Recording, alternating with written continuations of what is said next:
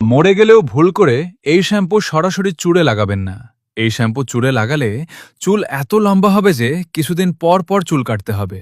চুল এতই ঘন মোটা হবে যে সামলানো কষ্ট হয়ে যাবে। আর এটার জন্য একটা পাত্রে নিতে হবে চাল, ধোঁয়া, পানি।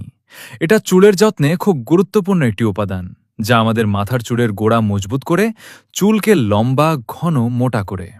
এরপর অ্যাড করুন নারকেল তেল।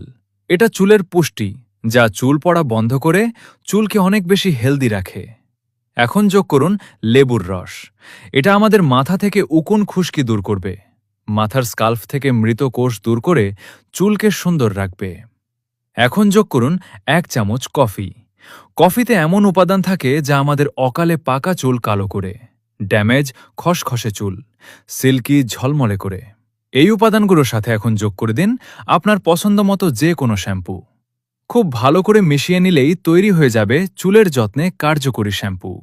আমরা নর্মালি যেভাবে চুলে শ্যাম্পু করি ঠিক সেইভাবেই এই শ্যাম্পু গোসল করার সময় সকল চুলে লাগিয়ে নেবেন।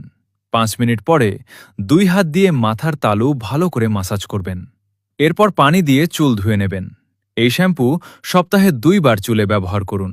আপনার চুল এতটাই লম্বা, ঘন, কালো, মোটা, সিল্কি হবে যে আপনি নিজে অবাক হয়ে যাবেন। এই শ্যাম্পু এতটাই কার্যকরী হবে যে এটা ব্যবহার করার পর আপনি মাথায় আর অন্য কিছু ব্যবহার করতে চাইবেন না। এখানে যে উপাদানগুলো ব্যবহার করেছি আপনারা লক্ষ্য করবেন, প্রত্যেকটি উপাদান আমাদের চুলের যত্নে অত্যন্ত কার্যকরী, যা আমাদের চুলকে দীর্ঘদিন পর্যন্ত ভালো রাখবে। চুল পড়া বন্ধ হয়ে যাবে। এটি অনেকের উপকারে আসবে, তাই ভিডিওটি বেশি বেশি করে শেয়ার করুন। আর একবার হলেও এই রেমেডিটি তৈরি করে আপনি চুলে ব্যবহার করুন। আপনি অনেক খুশি হয়ে যাবেন আপনার চুলের সৌন্দর্য দেখে। ভিডিওটি ভালো লেগে থাকলে পেজটাকে ফলো দিয়ে সাথে থাকুন। ধন্যবাদ।